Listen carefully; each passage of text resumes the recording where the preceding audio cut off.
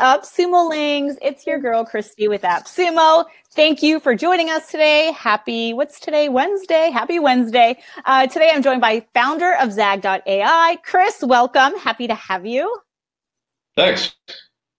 Awesome. Happy to be here. So, yes, good. I'm glad you're happy to be here. It's going to be a good time. We've got lots of people who are interested. Now, if you're here to watch the Zag.ai demo, then you're in the right place. But if you are not familiar with it, it is a mighty SEO platform with multiple apps that help you grow your traffic, boost your ranking, and discover your best marketing activities. And the best part is that it's on AppSumo right now for only $39 for lifetime access, which is amazing. And that's why you're all here, because you want to learn how to use it. In a second, Chris is going to take you through a demo and a walkthrough of the software, but I'm just going to tell you a little bit about how this webinar is going to work, just in case you've never been to one before. Right now, you're seeing the both of us. In a second, Chris is going to take over and take you through a demo. If at any point you have a question for him, go ahead and put it in the chat box. And what I'm going to do is take a note of all of your questions, and then at the end of the demo, pop back on and ask Chris all of your questions live. So that way you can concentrate on the demo while it's happening, and then we'll do Q&A at the end. If you can't stay until the end, that's okay, because I'm going to be sending out a replay of this webinar later today to your emails. So you can go back and watch what you missed, or just rewatch the whole thing again. All right. So Chris, I think I've said all that I need to say. Let me see. Let me check the chat box. Are people saying hello yet? You guys, not one of you has said hello. Are you here? Can you hear me? I just want to make sure we're all set technically. Sure. Come on, guys. Who's going to be the first to say hello? All right. Is my chat not working? Chris, do you see anything on your end? Guys, I know you're here. You're just being shy. Is it on the right side? Yes. Not yet. You guys, can you hear us? Oh, there we go. There we go. Okay, now it's coming in. Maybe there's just a bit of delay, because I started to get a little nervous and sweaty there. All right, we got Shahid saying and saying hello. Okay, we got people. All right, Chris, cool. Let's share your screen. Make sure that it's working, and then I'll let you take over. Okay. There we go.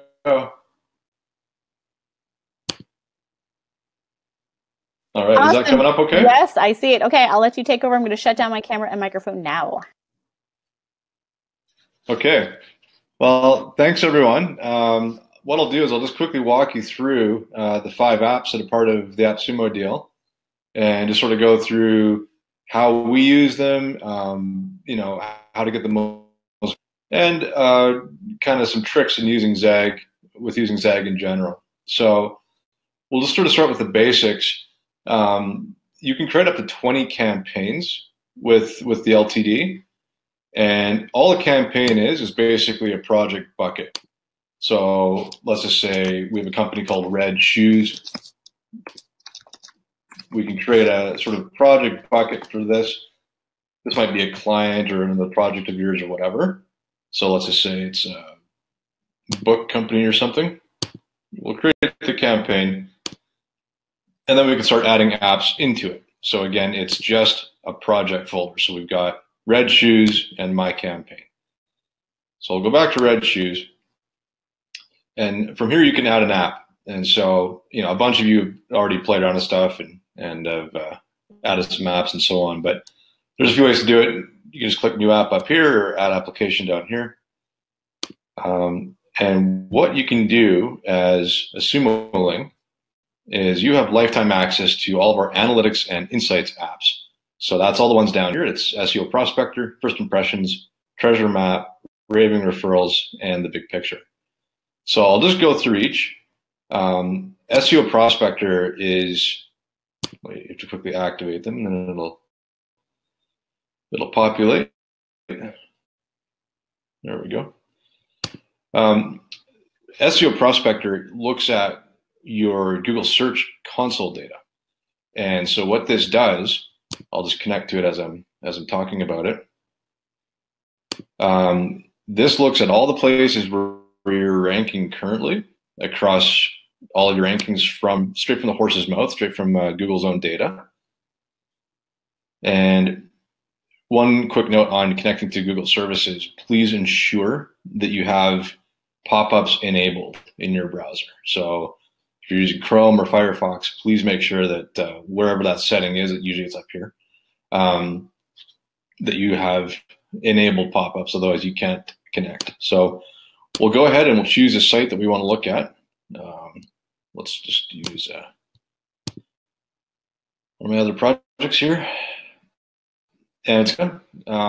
What's happening is we are crunching data from Google itself, but we're also going out and pulling in all the public metadata on your site in association with your rankings. So title tags, description tags, that kind of thing. And this can show you, it helps us to add context and show you why a certain page is performing, good or bad, average, whatever the case might be. Once it's done loading up, just click the orange Go to App button, and then you'll be able to see your results. So what we're looking at here is the top panel is all of your rankings on the first page of Google and its performance. I'll come back to this in a second. And then underneath in the second panel is your low-hanging rank target. So this is where you're ranking across various keywords on Google's second page. And so this is a really powerful way to sort of reclaim a lot of traffic that's just sitting on the table that you're almost accessing, but it just needs that last little nudge. So let's go to the top panel again. And what we're looking for here, really what we're looking for is stuff that's ranking well, and it is if it's on this panel, but where you get a lot of impressions, but almost no clicks. So for example, this one here, the top result, we've got over the last 30 days, 13,000 impressions, but only 8 clicks for the keyword white label SEO, this page, and we're getting virtually no traffic from it. So if we make this title more compelling and more accurate, more relevant, we should see this traffic significantly increase. And so similarly, just go through your own results.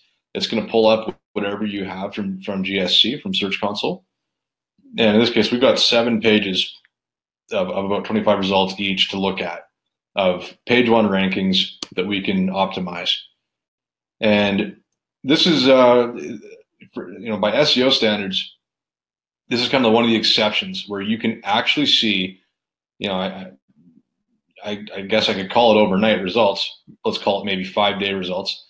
If you update your title and your description for these pages, and depending on how frequently Google spiders your site, you could see relatively overnight changes in traffic from rankings you already have.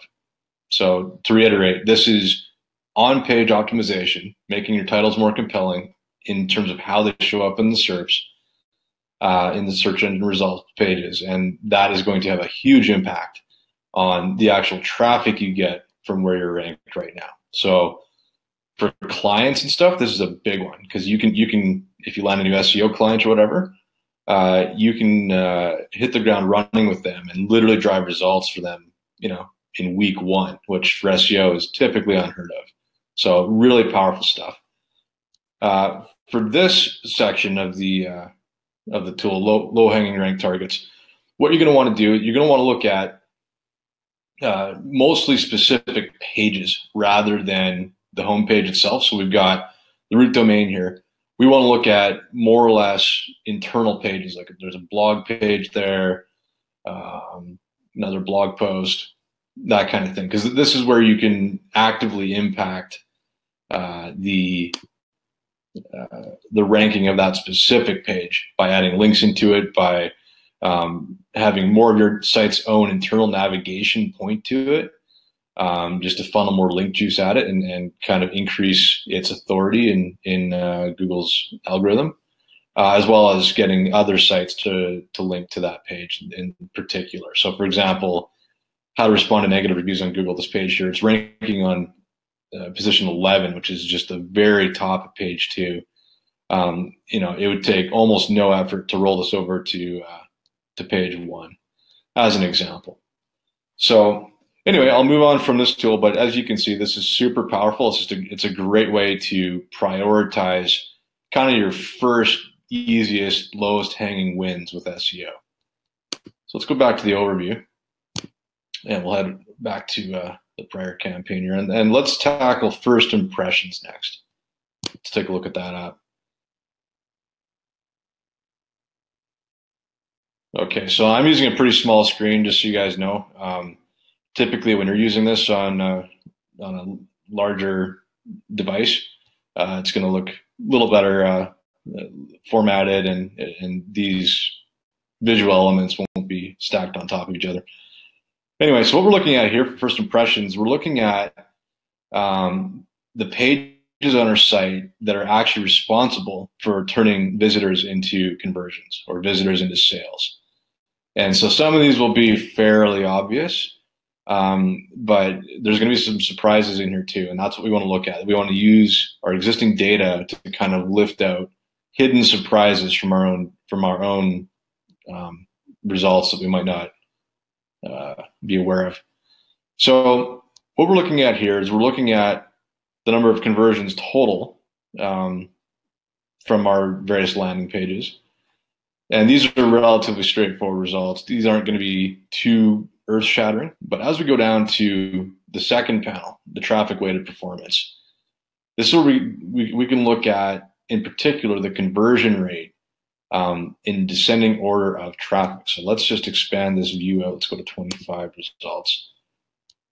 And what we're looking at and what we're looking for is an outsized, anomalous conversion rate versus the traffic to that page, right? So this is kind of like the playbook page is sort of our standard lander that we drive a lot of ads to and stuff. So it's no surprise that it's getting the most conversions by volume. But if we go down here, we can see, well, it's only averaging about just under 2% conversion rate. But when we look at our plans page, it's more than double that, so 4.5%. Or the fulfillment page, again, 4.5%. And what's really crazy is you look at some of these other pages here. So our page called Eric, and Eric's one of our influencers. He's getting a 30% conversion rate to traffic, which is incredible. So things like that can be very revealing. Same with like this page here, Dominate Google, 23%.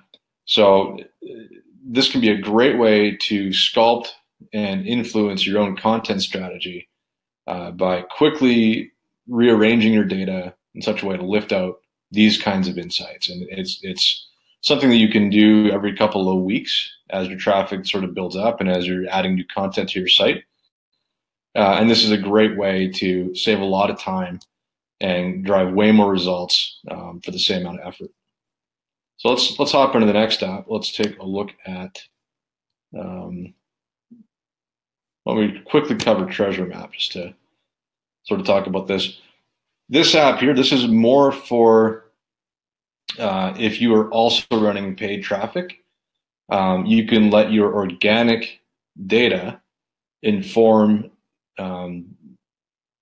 your paid strategy. So you can look at, again, the second panel is kind of where the meat is.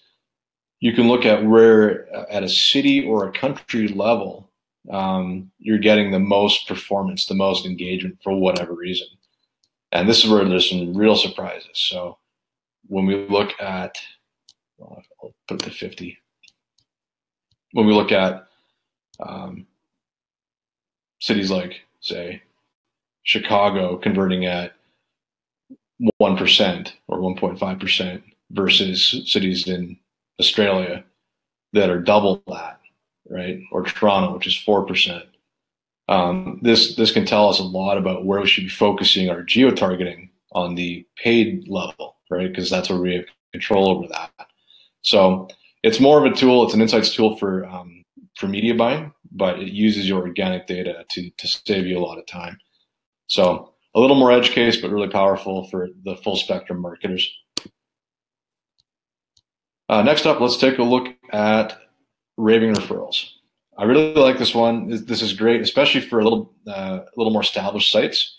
So what this app does, this shows you where your best traffic comes from. And again, this is a very revealing exercise. So it's more for if you do a lot of guest blogging or if you have regular features on different sites, different influencers, that kind of thing. And if you're getting picked up by places and without even knowing that really, or tracking it that much, this can be a great way to look at where you should be focusing, doing more guest posting, doing more sponsored posts, doing more advertising, and so on. So for instance, if we take a look at where our traffic comes from, you can see the typical sort of advertising spread. You know, we're getting whatever it is, 4.5%, 1%, 11% in this case. So all standard stuff. But let's take a look at the actual influencers and websites sending us traffic. So whitelabelseoreview.com is averaging, 11% as a conversion rate for referral traffic. Same with convinceandconvert.com, which is a sort of an industry site. Portableentrepreneur.com has a 30% conversion rate on referrals. So that's super interesting. SEOoutsourcingguide.com, same thing, 6.3%, very strong. The data starts to drop in meaning in terms of significance as the numbers go down, but this is still a really great way to look at where to redouble your efforts and again get more results for the same amount of effort. And let's quickly pop into the last app, the big picture.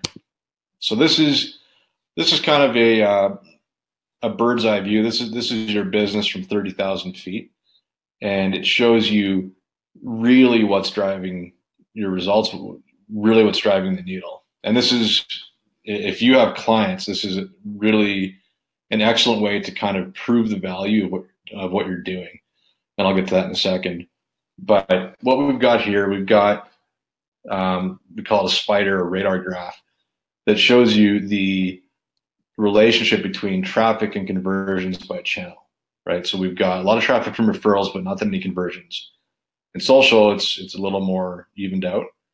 Organic search, we get a lot of conversions from. And then with direct traffic, which is often ad channels, same with other, again, that spread tightens. So ad channels basically are the primary driver with this project. And you can see that here. So we've got average conversion rate by channel, paid search, and then organic, etc. So this is more of an overview, the top panel. But as we go down, this is where it gets interesting. So we've got engagement by channel, and this will tell us the average dwell time from the referring channel, as well as the average bounce rate. So typically more dwell time equals lower bounce rate, but not always. So this shows you kind of where your content marketing is being most effective. More informational, but it's attribution insights. This is where, again, if you have clients, this is an epic report for them. So this, it's a little complicated, but once you get used to looking at these results and understanding them, it's a little, you get used to it. What we're looking at here is the performance of each channel across the customer journey. So from initial discovery, that's the first click that someone discovers your site, to the assists, and this is the sort of in-between stuff from in between when they discover your site and then when they kind of rediscover it or it pops up again in some other place. And then the last interaction, this is right before they buy your product or subscribe to your newsletter or become a lead or whatever. So as we can see, actually the biggest driver initially is our ads, but the biggest assister is referrals. So people are seeing this website probably on stuff like guest posts on popular sites or seeing some influencer mention it or whatever. That's the strongest assist in our sales customer journey. And then the last interaction, this is less meaningful, but it's still it's useful information. And as you scroll down, you'll see in addition, you'll see how long it takes to convert someone based on where they discover your business. So this is really, really interesting information. So from our ad channels, a big proportion are converting on the same day, but about 4% convert in the first week that follows. From organic search, they pretty much all convert on day one. Same with referrals, same with paid search, and same with social. In other examples, though, with other sites, you'll see a larger spread in different channels. We have one business where there's almost no same-day conversions, and it all happens over 30 days. So really helpful to keep track of, especially if you have like a sales team and stuff. This is kind of your gold mine for looking at time to revenue per channel. But for clients, again, if let's say you're doing SEO, you could say, well, look, we're assisting 30% pretty much of any of your conversions from what we're doing on the SEO front, right? So you have that story, you have that value to put into your kind of performance story for a client. Anyway, that's a quick look at how to use the apps. I'll just quickly go over one thing that will save you a lot of time, especially with using Prospector. So let's say that a keyword comes up where you're like, oh man, we really got to nail that one out. We've got to take it seriously. So let's say a Google 3-pack is something we really want to look at. Actually, looking at these metrics, we definitely should. So I'll click that star button, and what that'll do, that saves it in the assets section of Zag. And so it's kind of like a bookmarking engine, and it's a good way to keep track of stuff, stay organized. You can add notes to it. So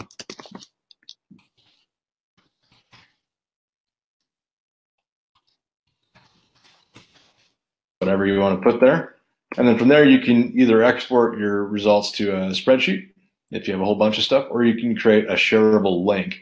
And this is actually a white label report that you can put your logo on and stuff. I won't bore you with those details, but you can go and explore that. So if you have clients, it's a great way to sort of shortlist your findings and then create a report that you can share with them with your branding, with your logo, and also with your kind of write-up on what the report is. So super helpful, it's a great way to stay organized, and it makes Zag a lot more sort of transferable around your team and with your clients and so on. But there you go, there you have it. I am sort of scraping the surface on this, just in the interest of time. So maybe I'll mention as well that each app has a built-in tutorial and strategy section where you can go and obviously watch us go through it, run through best practices, how to do stuff, and then as well as talk about how to get the most results out of each app. So very useful stuff. And then it's just a one click away on each app. There you go, guys. That's all there is to it, truly, with Zag. Awesome. Okay, so we do have a few questions. How about that? You want to take some questions now? Sure. Do you want me to turn the screen off, or is it okay to leave it on? Let's just leave it on in the event that someone wants to see something, on the dashboard there. Sure. All right, let's see. So Anne had a really great question. As you were going through the SEO prospector, she asked, is there a chance that the changes that she makes actually might negatively hurt another keyword the page ranks for? Oh, sorry, the audio really cut out there. Okay, can you hear me now? Can anyone hear me now? Kind of. I might try turning off my screen share. Okay, yeah, sure. Okay. That's fine. I'll turn it back on if I need to. There we go. All right. Can you hear me now? Yep, way better. Okay, great. So Anne asked a great question. She asked, is there a chance the changes she makes to her page might actually negatively hurt another keyword that page ranks for? Yeah, so that's a great question. And so it's kind of, with SEO, you have like one or two keywords that you want to focus on per page. And so with the home page, you want to be careful on that. Typically you're going to have kind of a central keyword really for your main brand, your root domain. And I would leave that alone. What you're looking for optimization is really the internal pages. So if you have like a specific keyword that you're going after, or a specific like blog page it's about, whatever. That's where your optimization is going to have the most impact, and also the less collateral damage. Okay. And so she had a follow-up question to that, and it was, can she see what other keywords that specific page ranks for? Yeah. Yeah. So in the app, let me just.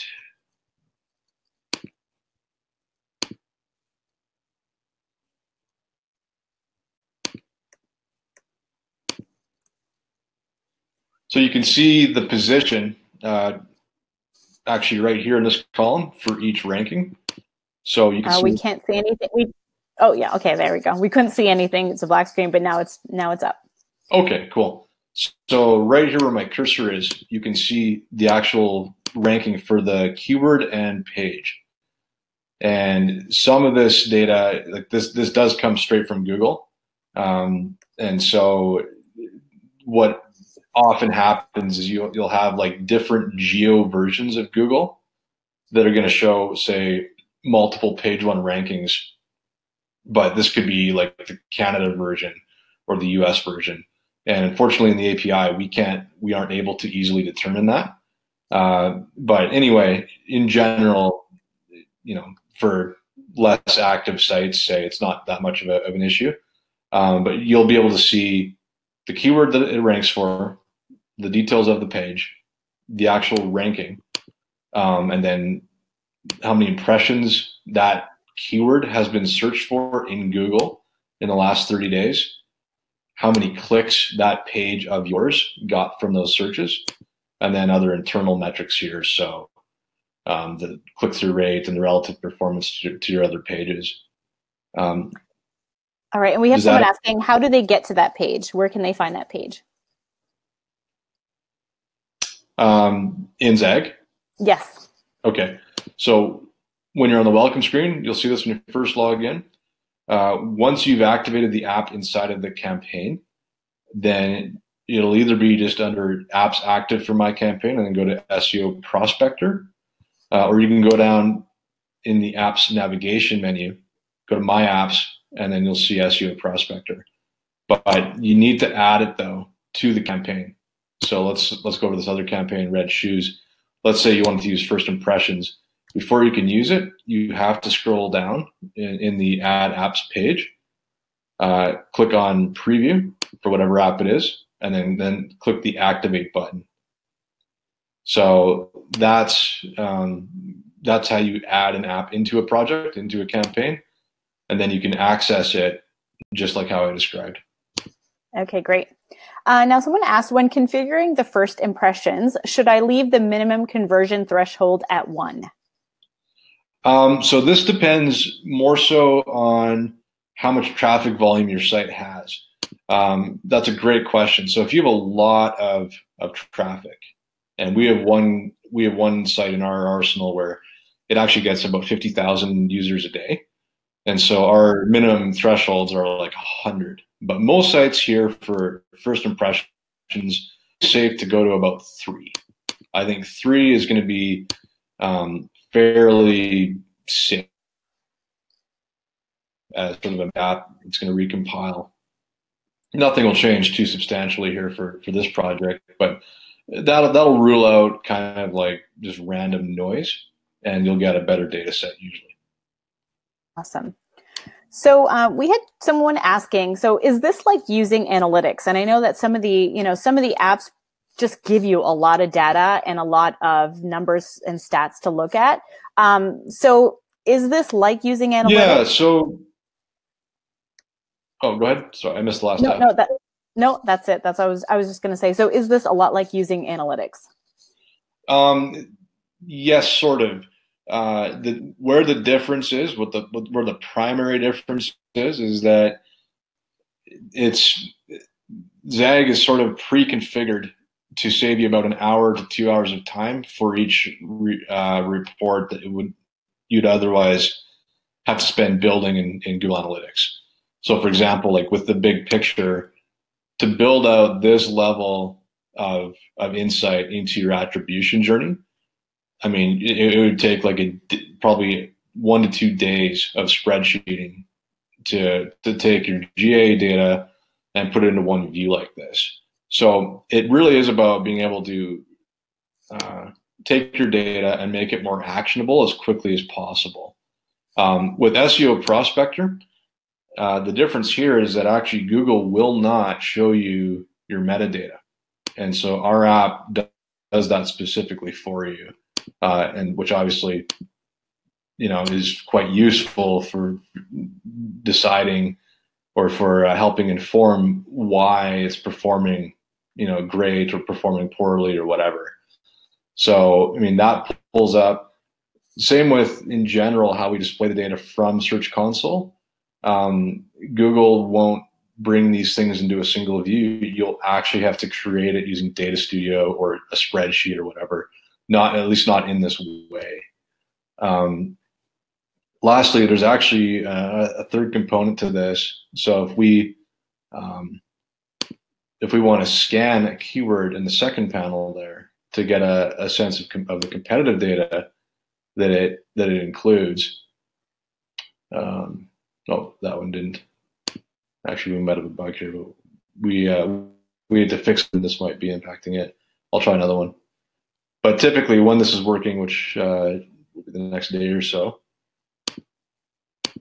this will pull up a quick little. Yeah, it's not. Sorry about that. It looks like he just clarified his question, and he said he was meaning just the big picture was like you using analytics. So just that one app. Right. Okay. Yeah. So it is, but at the same time, if you wanted to pull this kind of report from GA, it would really take several hours at least, even as an advanced user. Yeah, so yeah, it comes down to time and kind of what you want at your fingertips. Time and knowledge too, I would imagine. If you're not so familiar with running reports in Google Analytics, this is an easy way to get all that information a lot quicker. So, all right, thank you for that explanation. What else? We have questions about other languages. So does this work with languages like French websites or other languages? Yeah, great question. So the analytics apps do, because it's piping in data from basically, if what you see in Google Analytics or in Google Prospector or in Google Search Console is going to be, if that's working with your language, we'll be able to pull that in. So obviously things like our templates and what we call a panel, and that's going to be in English, but the actual data that comes up here, so your URLs, and anything that you're like this data here, if it's German or if it's in any other language, as long as the URL can render, you'll be able to see it and it'll be useful. So typically it's quite adaptable, these apps. If you were to go and look at our other apps, and this is for if you want to use more of the platform or whatever, we only support English across the market research and traffic and link sources apps. There are some that will work with other language sets, but it's so spotty going outside of English that we just can't officially support it. So basically, for the AppSumo deal, totally works for any language. If you want to go beyond that, it may not. Okay, great. Well, that actually leads me nicely into my next question, which is, for the people who buy the AppSumo deal, what happens if they want some of the other apps? Yeah, great question. So you can, if you want, you can upgrade and go to our trial. It's 14 days for the Insights Pro. But just as a heads up, you'll definitely want to wait. Once the dust settles with the AppSumo launch and stuff, we're going to be rolling out an exclusive, really preferential upgrade path for all the Sumolings that want to take advantage of that. So we'll get as compelling as we can without losing your shirt. Yeah. Awesome, great. So EG wants to know, when setting up a campaign, does it make a difference with what industry I pick? No, not at all. So this is really just if you want to stay organized. Let's say you have like 15, 20 clients, and you just want to have it as a reference. It's for that. It's also internally for us. If we look at if there's tons of beauty and fitness people that are using Zag, then obviously we should sculpt our product more around that. Okay, good. And Anne is asking, in SEO Prospector, can I filter or sort? Hold on, let me see if I understand this question. In SEO Prospector, can I then filter or sort by page? I often have pages ranking for a number of keywords. That's a great question. Yeah, so we've actually had a lot of feedback already that thanks to AppSumo with the user volume, we just haven't encountered until this week. And so one of the main ones is exactly being able to actually sort by keyword and then see the pages kind of collapsed into that view. And so we're going to try and tackle that in our Q2 or Q3 roadmap for dev, because that makes a lot of sense. So awesome. Basically, yeah. Okay, good. And do you have a public roadmap at the moment? When we go live with that upgrade path, we'll have one. We're adding a major addition to the platform, which okay. But I don't want to, I don't want to distract people from either. You're teasing it out right now. I see what you're doing. Yeah, all right. And so the last question that I have in my notes here, someone's asking, can Zag help me find the best keywords for my niche or website? Sorry, the audio collapsed there. Can you say it again? Yeah, sure. Can Zag help me find the best keywords for my niche or website? Yes, sort of.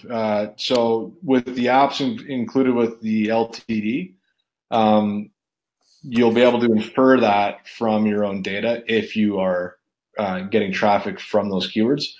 Our other app set, so if you go to market research, this is where that becomes possible. So with like golden prospects, you can run competitive gap analysis on all of your competitors to see where they get traffic from and how that relates to your own traffic statistics.